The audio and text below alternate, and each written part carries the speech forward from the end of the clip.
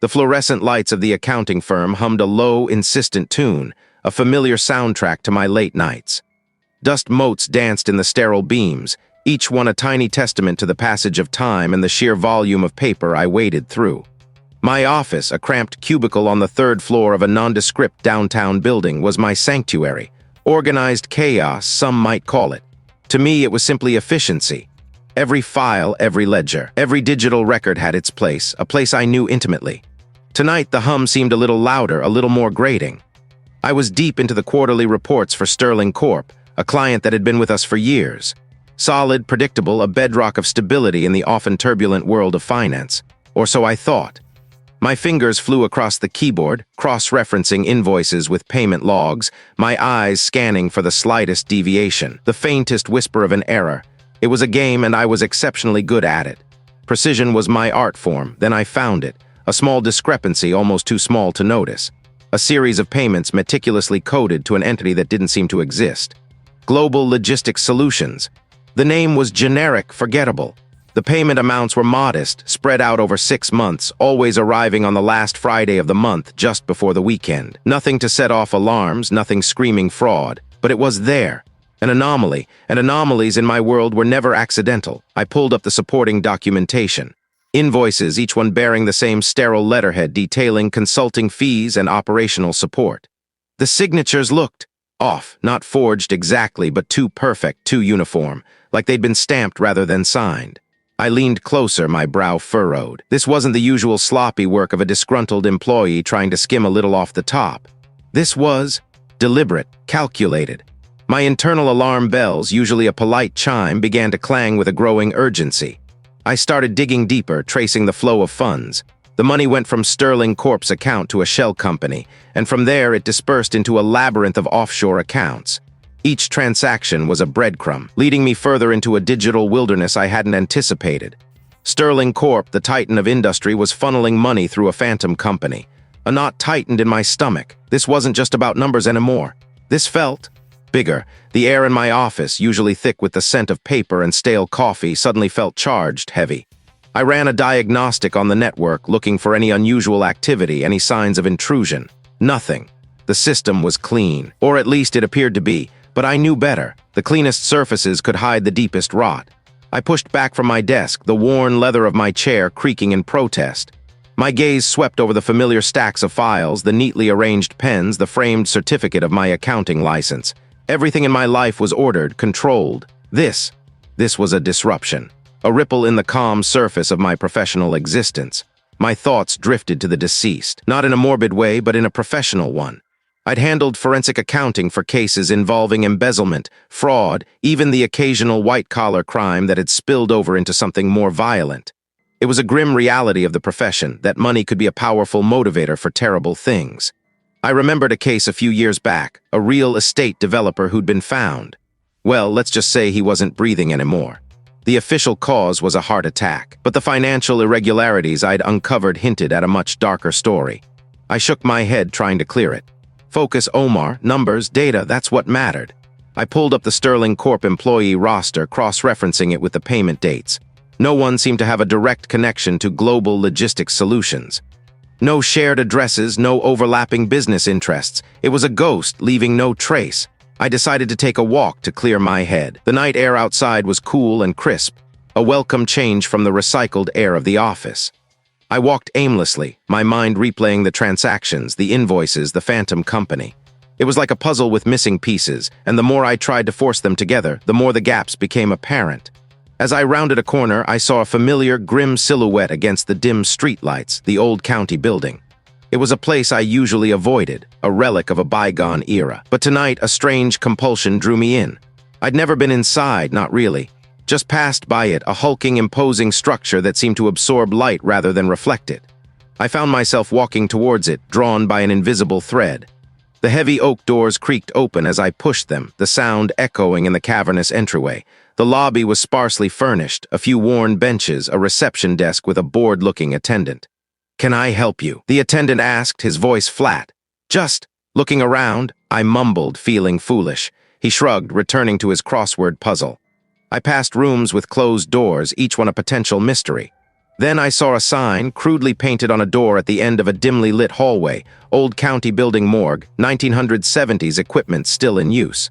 A shiver, this time not entirely from the anomaly in the ledgers, ran through me. The phrase 1970s equipment still in use conjured images of rust and decay, of a time when procedures were cruder, less refined. It was a place that dealt with the ultimate finality, the end of all financial trails. And for some reason, standing there, I felt a connection to the meticulous, almost obsessive nature of the work that must have taken place within those walls. The world of numbers and the world of death, both in their own way, demanded absolute precision.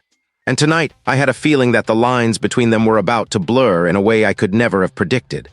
The hum of the fluorescent lights in my office was usually a comfort, a predictable drone that settled me into the meticulous world of numbers. But tonight, it felt like a persistent buzz under my skin. I'd been staring at the same spreadsheet for hours, the glowing green numbers blurring into meaningless patterns. It was the discrepancy, a tiny ripple in the otherwise calm ocean of quarterly reports for Sterling Corp, that had snagged my attention. A ghost in the machine, I'd initially thought. A clerical error, a typo.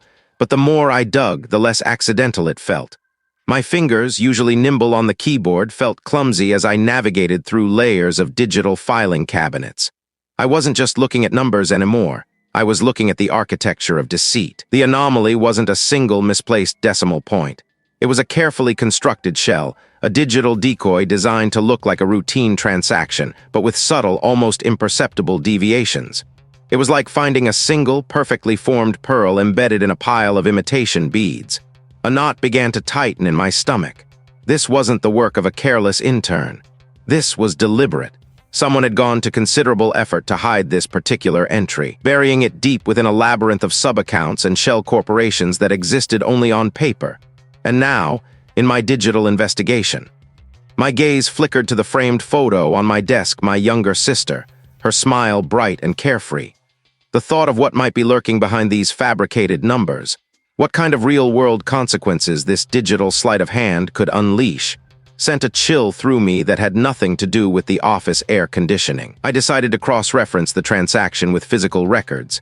It was a painstaking process, a step back into the analog world that felt almost quaint compared to the sleek digital maze I just navigated.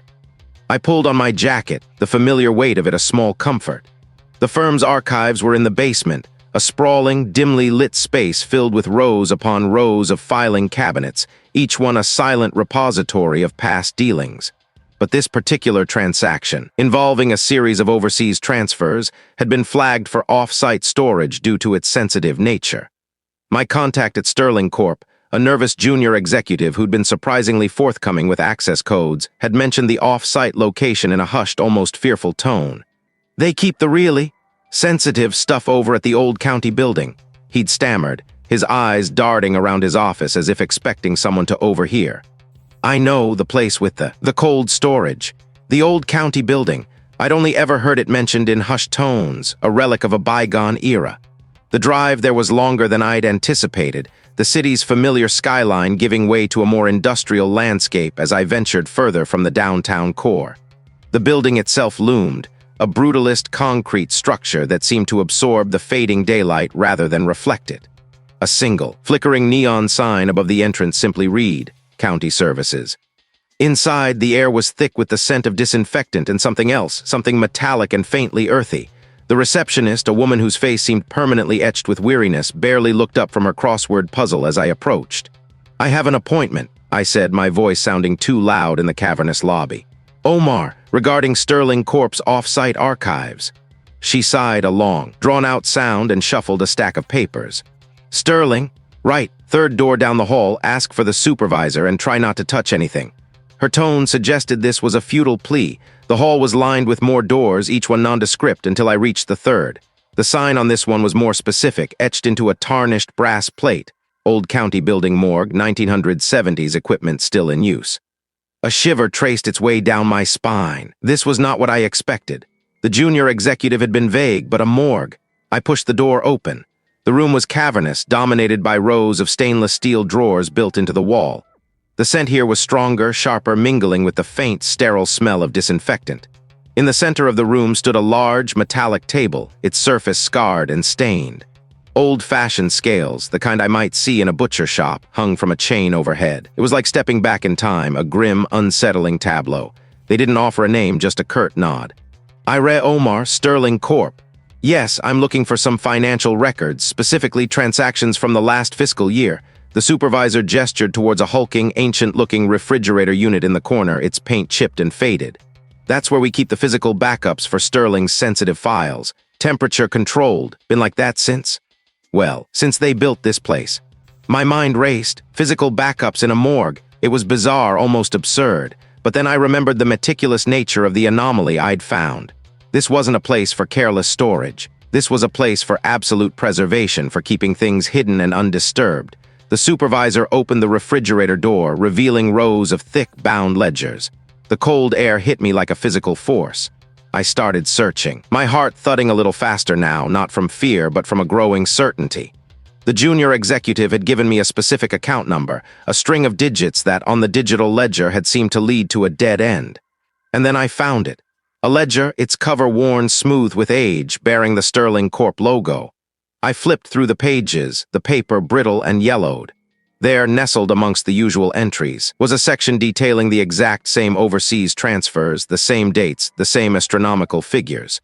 But here in the physical record, there was an addendum, a small handwritten note in the margin, almost invisible unless I was looking for it. Rerouted via Offshore Holding Company Alpha. See supplemental file, Project Nightingale. Project Nightingale. The name meant nothing to me. But the note, the deliberate rerouting, the handwritten annotation, it confirmed my deepest suspicion. This wasn't a mistake. It was a cover-up. The digital trail I'd found was a sophisticated illusion designed to mislead. The real transaction, the one that mattered, was hidden here, buried not just in a ledger, but in a secret project name. I had found the first layer of the deception. Now I just had to figure out what Project Nightingale was and why someone had gone to such lengths to conceal it. Project Nightingale, it was a cover-up. The real transaction, the one that had landed me in this rabbit hole, was buried deep, obscured by layers of shell corporations and phantom invoices. And the cryptic Nightingale was the key, a whisper of the true objective. I stared at the printout, the faint scent of stale coffee from my desk mingling with the metallic tang of the ink. My fingers traced the circled words, Nightingale Protocol. It felt like a code name, a project designation, but for what? The numbers associated with it were staggering, millions siphoned off, then funneled back through a labyrinth of offshore accounts. It was too elaborate for simple embezzlement. This reeked of something far more calculated, something with a strategic purpose. My gut tightened. I'd seen this pattern before, not in accounting, but in the hushed discussions among the older investigators at the precinct before I'd left for the sterile world of finance. They talked about corporate espionage, about stolen intellectual property, about sabotage. Could this be it? There was I uncovering a digital heist of information, masked by a complex financial shell game. The sheer audacity of it was breathtaking. Someone had gone to immense trouble, not just to steal, but to make it look like nothing had happened, or worse, like I was the one making the error. The thought sent a shiver down my spine. I wasn't just an accountant anymore. I was a potential witness, or worse, a liability. I needed to see the source of this information, or at least the next logical step in its journey. The initial transfer had originated from a secure server within a large, unnamed corporation. I couldn't access their internal logs directly, of course. That would be a career-ending, possibly prison-worthy move. But there were other ways. I had a few contacts, people who owed me favors, people who operated in the gray areas of digital security. One name surfaced, a former colleague from the precinct, a tech specialist who'd left under, well, let's just say unclear circumstances. He'd always had a knack for finding digital ghosts. I picked up my phone, my thumb hovering over his contact. This was a risk. He was unpredictable, and his methods were often questionable. But desperate times, as they say, call for desperate measures. The phone rang twice before a gruff voice answered. "Omar, what is it? Haven't heard from you in ages. Still counting beans?" Something like that, I replied, keeping my voice low. "I need your help, a favor." I didn't give him details over the phone. We agreed to meet. He suggested a place, a dimly lit bar on the edge of the industrial district, the kind of place where shadows clung to the corners like cobwebs. I told him I'd be there. The wait for the meeting was agonizing. Every tick of my desk clock sounded like a hammer blow. I kept replaying the numbers, the transaction flows, the cryptic Nightingale protocol. The more I looked, the less sense it made, and that was the most telling sign of all. It was a carefully constructed lie, and I was determined to peel back its layers. The bar was exactly as I'd imagined. The air was thick with the smell of cheap whiskey and stale cigarette smoke. My contact, a man whose face seemed permanently etched with suspicion, sat nursing a drink in a booth at the back. He waved me over with a curt nod. "So what's got the money man so spooked?" he asked, his eyes scanning the room as I slid into the seat opposite him. I slid a folded piece of paper across the table. It contained the transaction ID, the shell company names, and the annotation, Nightingale Protocol. He unfolded it slowly, his brow furrowed. He didn't speak for a long time, just studied the details, his lips moving silently as he processed the information. The silence stretched, amplifying the low hum of conversation from the other patrons. Finally, he looked up, his eyes sharp. "This is, elaborate, not just some petty theft. This is sophisticated." "That's what I'm thinking," I said. "It feels like more than just money. It feels like information." He took a long sip of his drink, his gaze distant. "Information is the new currency, Omar, and some people are willing to pay top dollar for it or steal it." He tapped the paper. "These shell companies, they're designed to be untraceable, but nothing is truly invisible. Can you trace it?" I asked, my voice tight with anticipation. He gave a short, humorless laugh. "Tracing this is like trying to find a specific grain of sand on a beach, but there are always footprints. Metadata, digital breadcrumbs. It'll take time. Could be R&D, proprietary algorithms, market strategies, even personnel files." Personnel files. The implication hit me with a jolt. If this scheme involved compromising personnel data, it could be used for blackmail or worse, to destabilize a company from within. The motive suddenly felt more sinister, more personal. "There's one more thing," he said, his eyes meeting mine. "This level of sophistication, the resources required. You're not dealing with a lone wolf. This is an organization, and they're good, very good. If they know you're looking, they'll shut you down permanently." He pushed the paper back towards me. "I'll start digging, but don't expect miracles overnight. And be careful, Omar. You've poked a bear. I wasn't just an accountant anymore. I was an investigator, wading into a murky world where the lines between business and crime blurred and where the cost of discovery could be my life." The next morning, I found myself standing in front of the old county building morgue, 1970s equipment still in use. It was a strange place to seek answers, I knew. But my contact had mentioned something about a data breach involving a medical research firm, and this was where some of their older, less secure physical archives were stored. He'd hinted that the firm's older financial records, the ones not yet digitized, might hold a clue to the initial funding of the Nightingale Protocol. It was a long shot, a desperate measure, but I was running out of options. The air inside was cool, carrying the faint, sterile scent of disinfectant and something else, something metallic and unsettling. The fluorescent lights hummed overhead, casting a sterile glow on the rows of stainless steel tables and the outdated, bulky machinery that lined the walls. He didn't ask many questions, just pointed me towards a small, cluttered office in the back. The files were heavy, bound in worn cardboard, and smelled of dust and time. As I began to sift through them, my fingers brushed against a faded label, Project Nightingale Preliminary Funding Approvals. My heart leaped into my throat. This was it, the real trail. The stale air of the bar clung to me like cheap cologne, but the walk to the old county building morgue, 1970s equipment still in use, was a bracing chill.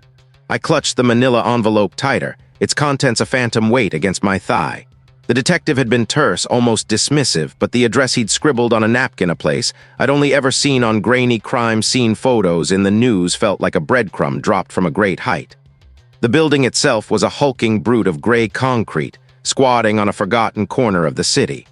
A single, flickering fluorescent light hummed above the imposing double doors, casting a sickly yellow glow.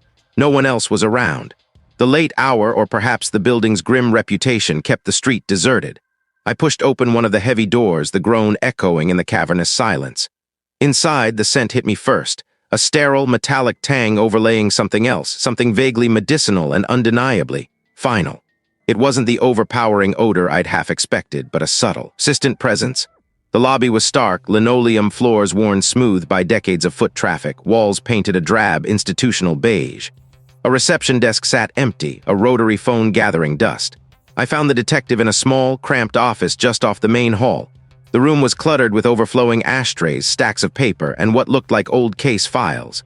The air here was thicker, laced with the faint aroma of stale coffee and something that prickled my nose, like formaldehyde. "You're late," the detective grunted, not looking up. His voice was a low rumble, sandpaper on stone. I gestured to the envelope. "You said you had something for me." He finally raised his head. His eyes, set deep in a weathered face, seemed to bore right through me. "This whole thing's gone sideways, Omar. What you're digging into. It's not just numbers anymore." He pushed a folder across the desk. Inside, I found a series of photographs, stark and unflinching. They depicted a scene I recognized from the briefest of mentions in a news report a few weeks back, a body found in a warehouse down by the docks. The official cause of death had been listed as accidental, a fall, but these photos, they told a different story. My gut twisted. The detective leaned back, his chair creaking in protest. "That's what they want everyone to believe, but the preliminary report, the one that never made it to the public record, it mentioned something else, something about a foreign object, something small, almost surgical." He slid a thin plastic evidence bag across the desk. Inside was a single tarnished silver cufflink. It was intricate, a tiny coiled serpent with emerald eyes. It was also eerily familiar. I'd seen a similar design, a stylized serpent, on the letterhead of one of the shell corporations I'd been investigating, the one that had been funneling money to the offshore accounts. "This was found near the body," the detective said, his gaze fixed on my reaction. "Doesn't look like something a warehouse worker would wear, does it?" My heart gave a strange, lurching beat. This wasn't just a coincidence. This was a connection, a direct line from the digital labyrinth I'd been navigating to a very real, very violent end. The man in the photos, the cufflink, the shell corporation, it was all starting to coalesce into a horrifying picture. "The victim," I began, my voice a little hoarse. "Who was he?" "Nobody important officially, just a middleman, but he knew things people are willing to kill for." The detective picked up a worn photograph from his desk, a blurry image of a man with sharp features and slicked back hair. "This is the guy. His name was Elias Thorne, worked in logistics," they said, but his real job was more about moving things that weren't supposed to be moved. I stared at the photograph. Thorne's eyes seemed to hold a flicker of defiance even in death. And then I saw it. A faint glint at the man's wrist, barely visible in the poor lighting of the photo. A cufflink, identical to the one in the evidence bag. This wasn't just corporate malfeasance anymore. The meticulous, sterile world of accounting had collided with a brutal reality, and I had just been handed the evidence. The detective's expression hardened. "Because Thorne was looking into the same shell companies you are. Omar, he was asking questions, and someone decided he was asking too many." He tapped a finger on the folder. "This is what happens when you get too close. This is what happens when you uncover something someone wants buried." He looked directly at me, his gaze unwavering. "They know you're looking, Omar. They know you're digging, and they don't like it." The words hung in the air, heavy and suffocating. The sterile scent of the morgue suddenly felt overwhelming. I looked down at the cufflink, its emerald eyes seeming to gleam with a malevolent intelligence. My careful, ordered world had just been shattered. I was a target. The chill in the old county building morgue, 1970s equipment still in use, wasn't just from the industrial freezers humming their low, persistent song. It was a bone-deep cold, seeping from the slab beneath the unfortunate fellow laid out before me, and from the tiny, gleaming object clutched in my trembling fingers. The cufflink, a discreet splash of emerald against brushed silver, utterly out of place on a man who, according to the preliminary report, had met his end in a supposed hit-and run. I'd been called in by the investigating officer, a gruff but fair woman with tired eyes, because the deceased, a mid-level executive at a shipping conglomerate, had a suspiciously complex financial portfolio. My usual territory. But this was different. The initial sweep had found nothing overtly suspicious in his accounts, no signs of embezzlement or personal debt. Yet the officer had a gut feeling, and I'd learned to respect gut feelings even if my own were usually reserved for spotting anomalies in balance sheets. Now, staring at this cufflink, my gut was screaming. It wasn't just a piece of jewelry. It was a clue, a very expensive, very distinctive clue. I'd seen similar designs in a high-end catalog once, a fleeting thought of a potential client gift for the firm. They weren't the kind of thing a man who lived in a modest apartment and drove a sensible sedan would casually own. My gaze drifted to the deceased. His face was pale, a stark contrast to the vibrant green of the cufflink. The coroner, a stoic man who moved with practiced economy of motion, had finished his initial examination. He'd bagged and tagged everything, but he'd missed this. It had slipped from the victim's shirt cuff, lodging itself in the crease of the fabric, nearly invisible unless you were looking for it, or, as in my case, meticulously examining every inch of the scene. "Anything else, Mr. Omar?" The coroner asked, his voice flat. He was accustomed to my thoroughness, but even he seemed a little unnerved by my intense focus on a single accessory. Just one more look at his left hand, if you don't mind, I replied, my voice a little rough. I needed to be sure. My mind was already racing, connecting dots that hadn't even been drawn yet. The shipping conglomerate, illicit financial activity, and now this. The coroner obliged, carefully turning the deceased's hand. No rings, no obvious marks, nothing to suggest a struggle. But then I noticed it. A faint, almost imperceptible indentation on the tip of his index finger, like he'd been pressing something small and hard repeatedly. "Thank you," I said, pulling on a fresh pair of gloves. I carefully placed the cufflink into a small evidence bag, sealing it with the satisfying rip of adhesive. This was no accident. The hit-and-run story felt like a convenient narrative, a way to dispose of a problem quietly. I spread out the preliminary financial reports, the cufflink resting in its bag on my desk, a small green beacon in the sea of numbers. My fingers flew across the keyboard, pulling up company records, shareholder lists, offshore accounts, anything that might be connected. I cross-referenced the cufflink's design with known luxury brands. Bingo! A small, exclusive jeweler known for bespoke pieces for a very discerning clientele, and one of their recent high-profile commissions. A set of cufflinks for the CEO of a rival shipping firm, a company known for its aggressive expansion tactics and rumored ties to less than legitimate operations. My heart gave a strange lurch, not of fear, but of pure, unadulterated discovery. It was like finding the missing piece of a puzzle, the one that suddenly made the entire ugly picture clear. The deceased wasn't just an executive, he was a leak. He was someone who had discovered something that threatened to unravel a carefully constructed web of deception. Permanently. I dug deeper, tracing the flow of money through shell corporations, looking for any transaction that involved both the victim's company and its rival. Then I found it. A series of large, untraceable payments made to an intermediary company, a company that conveniently had a P.O. box address shared by several other entities, all with the same registered agent, and that agent. He also happened to be the personal lawyer for the CEO of the rival firm. The pieces clicked into place with a sickening finality. This wasn't just about financial fraud. This was about something far more dangerous. The illicit activity wasn't just skimming profits. It was likely funding something or facilitating something that required absolute secrecy. And the victim had stumbled upon it. The cufflink wasn't just a clue, it was a statement. A message from the perpetrator, perhaps even a deliberate taunt meant to be found. Or maybe it was just a careless mistake, a tiny oversight in a meticulously planned execution. I leaned back in my chair, the glow of the monitor illuminating my face. The thrill of the chase was there, the intellectual satisfaction of unraveling a complex scheme. This was about a dead man, a missing cufflink, and a powerful, ruthless adversary. My careful, ordered world was well and truly over. I was a player. It was a bone-deep cold, seeping from the slab beneath the unfortunate fellow laid out before me, and from the tiny, gleaming object clutched in my hand. A USB drive. It was small, almost insignificant, a stark contrast to the grim reality of the room. The pathologist, a man whose perpetual frown seemed etched into his face, tutted beside me. "I rest sure about this, Mr. Omar?" he inquired, his voice raspy like sandpaper on old wood. "I've never seen anything like it, and this is highly irregular." I nodded, my gaze fixed on the drive. "The digital footprint, it's all here. This is where they'd try to hide something big, something untraceable, and this victim, he was close to uncovering it.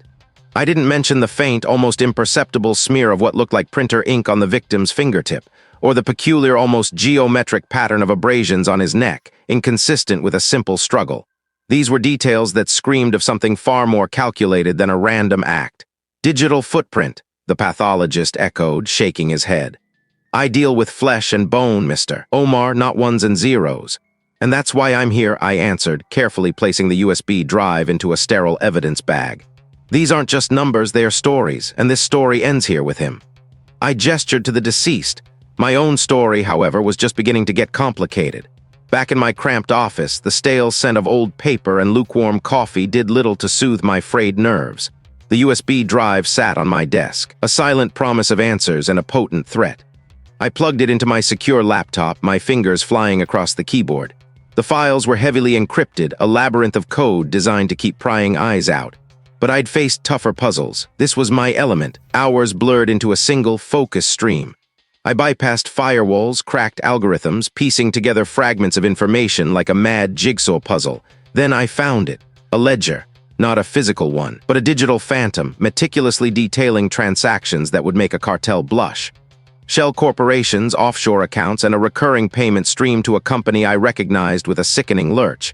Viridian Dynamics, my former employer, the one I'd left under a cloud of, well, let's just say disagreements. My hands trembled as I scrolled through the entries. The names weren't just aliases, they were real people. Executives, politicians, even a few names I'd seen splashed across the financial news. And the amounts? Astronomical. This wasn't just corporate malfeasance, this was a network, a vast, insidious machine designed to siphon wealth and power. A sudden, sharp rap on my office door jolted me. It wasn't the polite knock of a colleague. This was aggressive, demanding. My heart, which I'd managed to keep steady through hours of intense work, gave a surprising lurch. I quickly ejected the USB drive, shoving it into my pocket.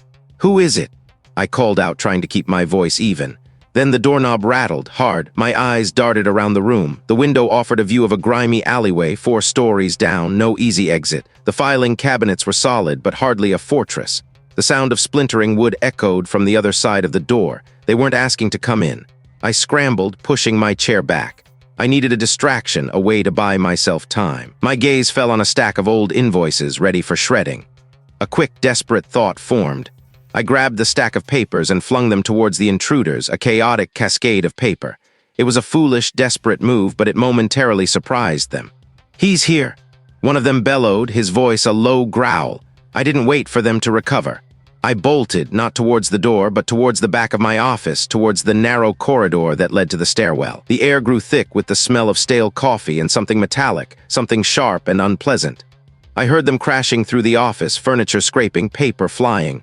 My lungs burned as I pounded down the concrete stairs, the sound of their heavy footsteps echoing behind me. This wasn't a game of numbers anymore. This was about survival. The USB drive felt like a lead weight in my pocket, a constant reminder of what I carried and what they wanted. I risked a glance back. They were gaining. The polished veneer of my orderly life had cracked, revealing something far uglier beneath, and I was running out of time and out of options. I had to get this information out. I had to expose Viridian Dynamics. But first, I had to disappear. The air in the old county building morgue, 1970s equipment still in use, hung thick and cold, a stark contrast to the buzzing, sterile environment of my usual workspace. Fluorescent lights hummed overhead, casting long, distorted shadows that danced with the slow sweep of the ceiling fan. The metallic tang of disinfectant fought a losing battle against something far less pleasant.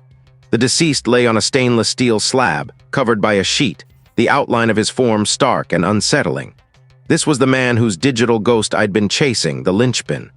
The USB drive sat in its evidence bag, a tiny black rectangle holding a universe of deceit. My colleagues, the ones who understood the language of spreadsheets and balance sheets, would never have been comfortable here. But I wasn't just a forensic accountant anymore. I'd spent the last 48 hours piecing together the final fragments of the puzzle. The numbers had been a labyrinth designed to confuse and mislead, but they always told a story. This story involved shell corporations, offshore accounts, and a steady stream of untraceable funds. The deceased, it turned out, was more than just a middleman. He was the architect of the digital infrastructure, the one who'd built the hidden pathways for the dirty money. My plan was audacious, bordering on reckless. I'd spent hours crafting encrypted messages, sending them to specific journalists and a select few trusted contacts within law enforcement who operated outside the usual channels. The goal was to create enough noise, enough pressure, that the people responsible would make a mistake. A sharp clang echoed from somewhere down the hall, making me jump. My hand instinctively went to the inside pocket of my jacket, where I'd stashed the small but potent taser.